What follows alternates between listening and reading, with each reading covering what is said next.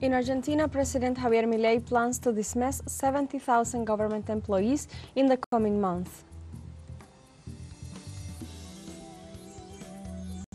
In Palestine, Israeli aggressions continue despite the United Nations Security Council binding resolution ordering a ceasefire in Gaza.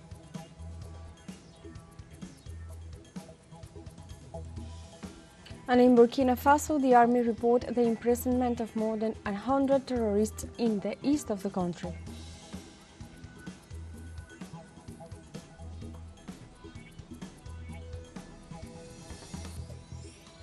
Hello and welcome to From the South. I'm Alejandra Garcia from teleSUR Studios in Havana, Cuba. We begin with the news.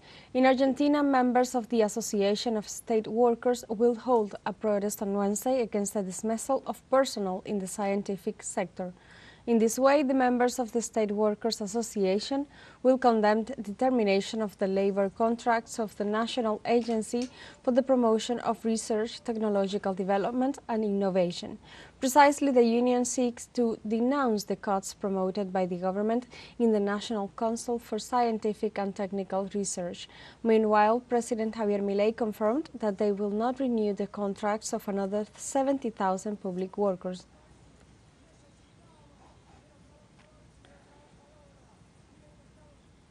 The president of Argentina, Javier Milei, assured that he will not renew any of the 70,000 contracts of national state workers. During a speech in front of his country's businessmen, he promised that the 70,000 layoffs were enumerated while enumerating the achievements of his administration. Referring to 50,000 public employees dismissed from their jobs, he added not only that, but also that contracts were terminated, pointing out that now more than 70,000 will be laid off.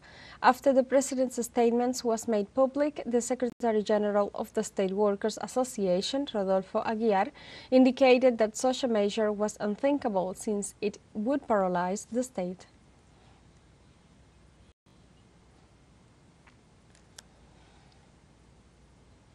In Argentina, the relatives of the victims of the series of kidnappings and forced disappearances known as the Night of the Pencils welcomed the sentencing to life imprisonment of those responsible. Those implicated in the trial were sentenced this Monday in the Federal Oral Court No. 1 of La Plata. The criminals were found guilty of crimes against humanity perpetrated in the wells of Quilmes, Banfield, and Lanús Brigade. Jaime Lamont, Jorge Vergés, Federico Miniguchi, Guillermo Domínguez, Carlos Fontana, Carlos Romero, Jorge Di Pasquale, Roberto Balmaceda, Juan Walk, y Horacio Castillo were found guilty, among other heinous crimes, of depriving 23 pregnant women of their freedom and tortured them.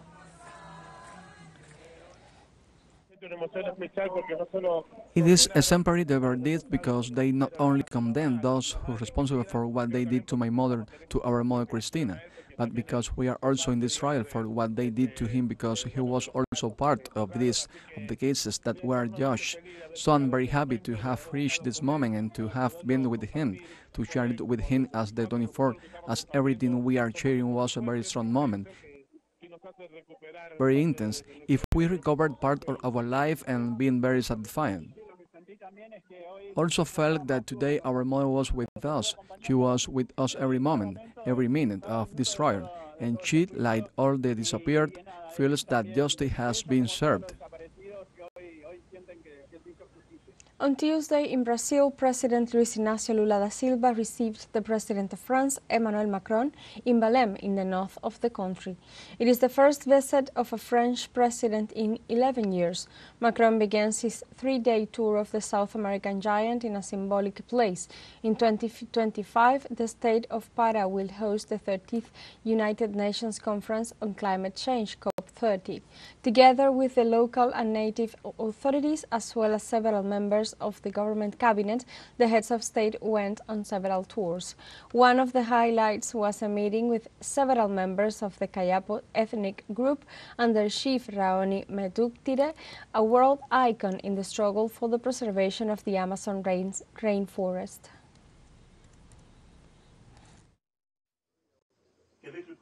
Con el presidente Lula. President Lula, there is a federal government that makes the protection of the Amazon, the development of the bioeconomy, and the defense of the indigenous peoples a cause that is not just a simple resistance cause, where it is necessary to rely on the rest of the world's population, but that is well adopted by the federal government itself. In the framework of the presidential visit, the Minister of Indigenous Peoples of Brazil, Sonia Guajajara, called for effective reciprocity from the European nations. We not only need more agreements, but we also need to implement the agreements. And for the countries that have better conditions to help Brazil, to help protect those forests, President Macron, who also comes here with this sentiment, should bring this shared responsibility to Brazil. On Tuesday, the member countries of the ALBA TCP regional bloc welcomed the number of candidates and the diversity of the political parties registered for the presidency of Venezuela in faithful compliance with the Barbados Agreement between the government and the Venezuelan opposition, signed on October 17, 2023. In this regard, the statement pointed out that despite the negative narrative that some governments and the media have tried to impose on the Venezuelan electoral system, Venezuela counts with a solid and participatory democracy. In the meantime, ALBA TCP also highlighted that we consider fundamental the right of each country to freely elect its authorities without interventions of any kind, and that would undermine the integrity and transparency of its democratic process. Honduras President Xiomara Castro stated through her X profile Tegucigalpa's support to the electoral process of Venezuela.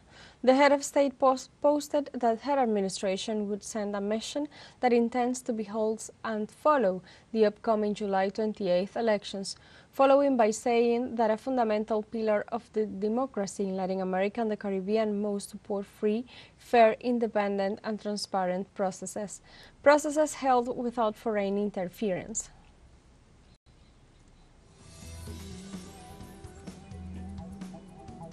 Let's take a short break. Remember, you can join us on TikTok at teleSUR English, where you will find news in different formats, news updates, and more. Other stories coming up. Stay with us.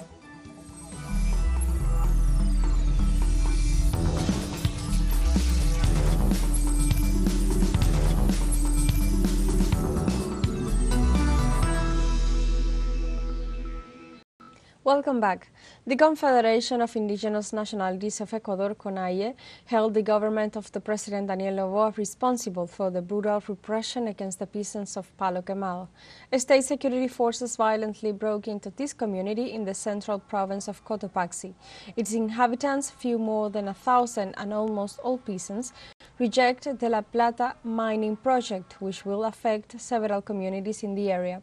Prior to the events, President Noboa, who has not been able to alleviate the serious crisis of criminal violence that the nation is experiencing, warned those who defend the land and the environment that he would not tolerate violent acts. In this context, Leonidas Issa, president of the CONAIE, reminded him of the state's commitments. Al gobierno de Daniel Noboa. We tell the government of Daniel Noboa to stop lying, stop attacking the population. Ecuador is not one of your companies where you lie to exploit and or exploit your workers. Respect for constitutional rights. Environmental consultation free, prior and informed are basic principles adopted by the Ecuadorian population, and besides that the Ecuadorian state signed the adhesion to the Declaration of the United Nations. The president of CONAIE also reminded the Ecuadorian head of state that the demands of the peasants of Palo Quemado are protected by the Constitutional Court. We demand immediate application of the free, prior and informed consultation, since it is the territory of indigenous people, of the peasants, of the Montubios, of the Cholos, of the Afros. With standards that have been dictated by the Constitutional Court, we cannot allow a consultation to take place with 40 people, and with total repression, you cannot go to a consultation putting a gun to the heads of the inhabitants.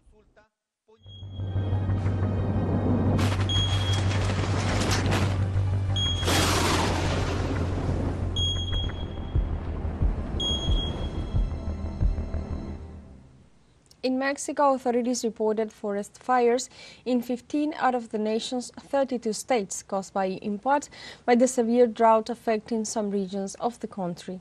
The National Forestry Commission reported 58 active forest fires, which affected 4 protected natural areas in the central states of Morelos, Veracruz, and the state of Mexico. The official statement estimates that the preliminary area affected reached 1,421 hectares, and so far there have been no reports of injuries. One of the most affected regions was Veracruz, with a coastline of the Gulf of Mexico, where according to state authorities there were 7 fires that affected the ecological reserve in Tehuacan.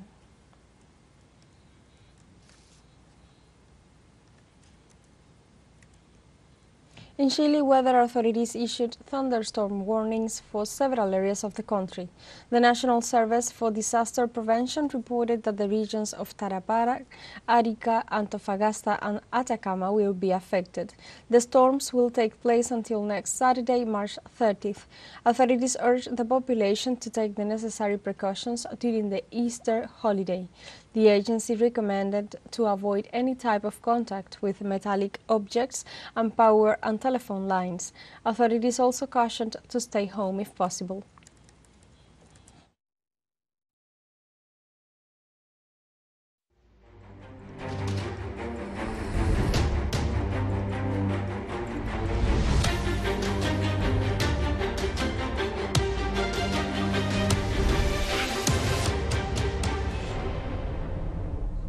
Israeli aggressions have not stopped, despite the United Nations Security Council's binding resolution ordering a ceasefire in Gaza. The Palestinian government accuses Israel of carrying out a massacre in Rafah and health centers. The Foreign Ministry assures that the Zionists want to expand the genocidal operation in Gaza. In the midst of a deep political crisis, Israeli analysts say that Prime Minister Benjamin Netanyahu is trying to deepen the ground war besieged by extremists in his cabinet, while humanitarian organizations are demanding that the United Nations enforce the ceasefire resolution.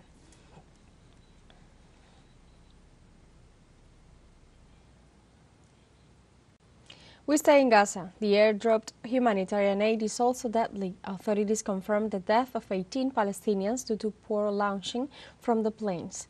Authorities also reported that the aid is thrown into the sea many times. 12 people have drowned. Other times, the airdrops trigger stampedes of thousands of hungry people that have left, up to now, 6 fatal victims. Additionally, it happens that the packages fall in areas besieged by the occupation or in dangerous areas that expose the lives of those who are subjected to starvation by Israel and the United States. Gazan authorities demand that land crossing be opened immediately so that aid can be distributed in a dignified and safer manner.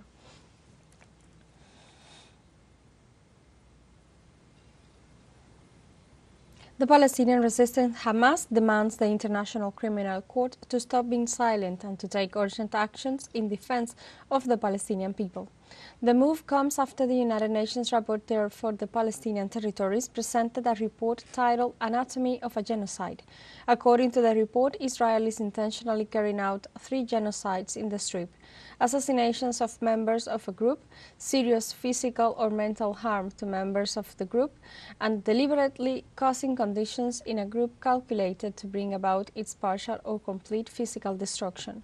The document proves that the Israeli government dropped more than 70,000 tons of bombs on Gaza in 160 days.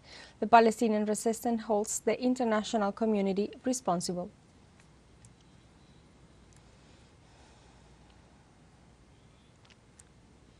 In Jordan, thousands of people joined the 4th consecutive day of siege of the Israeli embassy in Amman on Wednesday in solidarity with the Palestinian cause and resistance.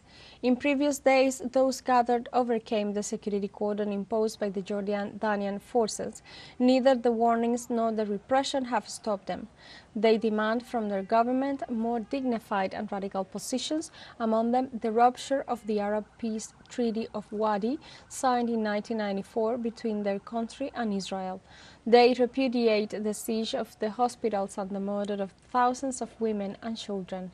They also support, without half measures, the operation of the Palestinian resistance.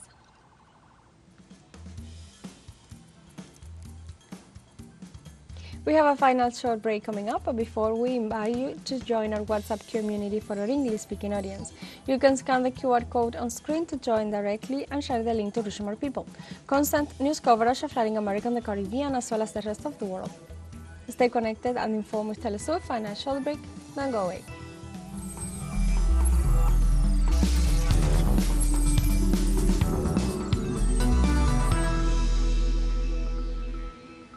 Welcome back to From the South. In Burkina Faso, the army reported that it neutralized more than 100 terrorists in the east of the nation. According to military intelligence services, on Monday there was a massive arrival of extremists in the locality of Gayeri. On Tuesday, a ground mission with an air reward was deployed, and after an intense confrontation, they managed to eliminate 105 terrorists and expel those who survived the military operation. They also reported the seizure of numerous ammunition and weapons. This is one of the first massive operations carried out in the Burkina Faso army without foreign troops.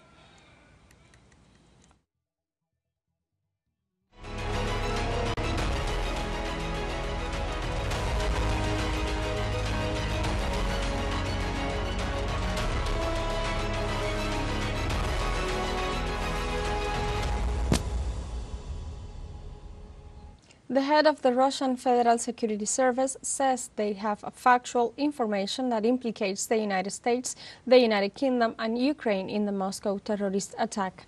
Preliminary investigations confirmed that Ukraine trained military personnel in the Middle East and planned terrorist and sabotage operations in the rear. The expert detailed that before the attack on the Crocus Concert Hall on March 22nd, there were attacks with drones, naval vehicles and sabotage groups raids.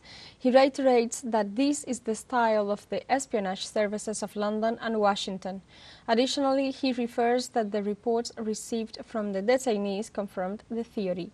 Less than 72 hours after the terrorist attacks that left more than 130 dead, the Ukrainian President Volodymyr Zelensky fired the Secretary of the Security Council.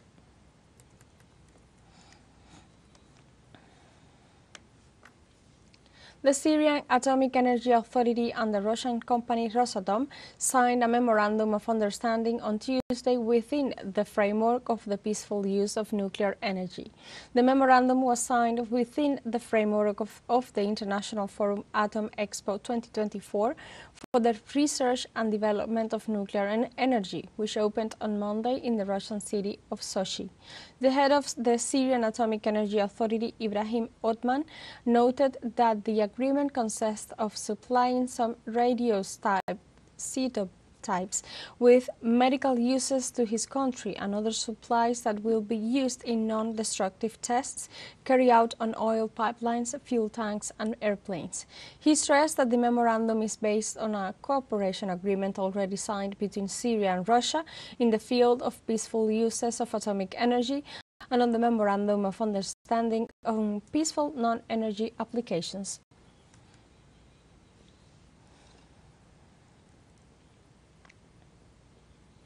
Thailand is said to become the first Southeast Asian nation to recognize same-sex marriage after politicians passed a same-sex marriage bill.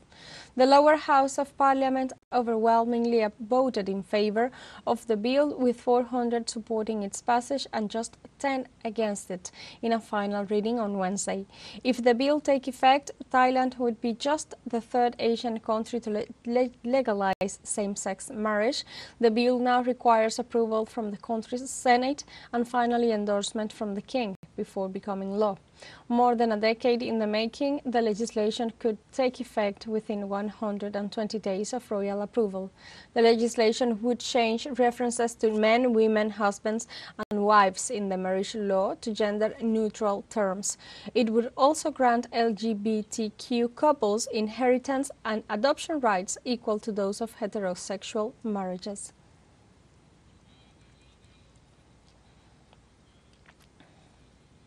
Now let's go to the world of sports. Cuban table tennis player Andy Pereira improved his position in the world ranking and is focused on the Olympic Games Paris 2024.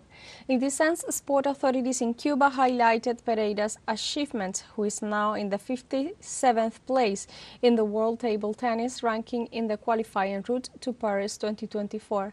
The 34-year-old tennis player added 30 units to his ranking of 404 points after participating last week in the FEDER Beirut tournament, valid to ratify his position as the fourth best player in the Americas and the most outstanding in Cuba.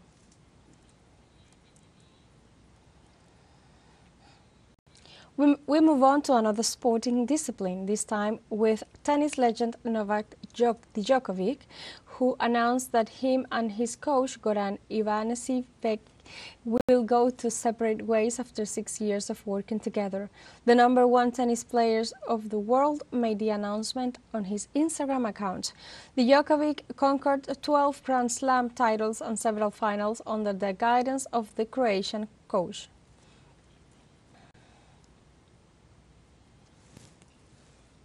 Finalizing the sports section, we will talk about football, because the Spanish government condemned the racist insults against the Brazilian football player and Real Madrid star, Vinicius Jr.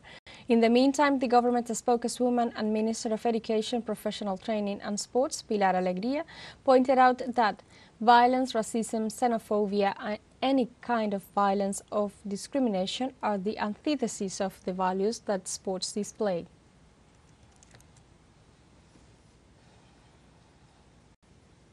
In France, linking its brand to stirring moments during the upcoming Olympic and Paralympic Games in Paris, Louis Vuitton has created bespoke trunks to house the torches and the medals that will be bestowed by winning athletes this summer. The first trunk will come into public view on May 8th, when the Olympic torch begins its journey from Marseille in the south of France to Paris, its ultimate destination, from July 14th. In August, the Paralympic torch will embark from Stoke Mandeville, UK, site of the first competition for wheelchair athletes in 1948. The two flames are to pass through the hands of more than 11,000 torch-bearers. Pietro Beccari, Chairman and Chief Executive Officer of Louis Vuitton, stated that they are honored and extremely proud to be part of the Paris 2024 Olympic Games, with the mission of packing and presenting the defining symbols of the Olympism and Paralympism.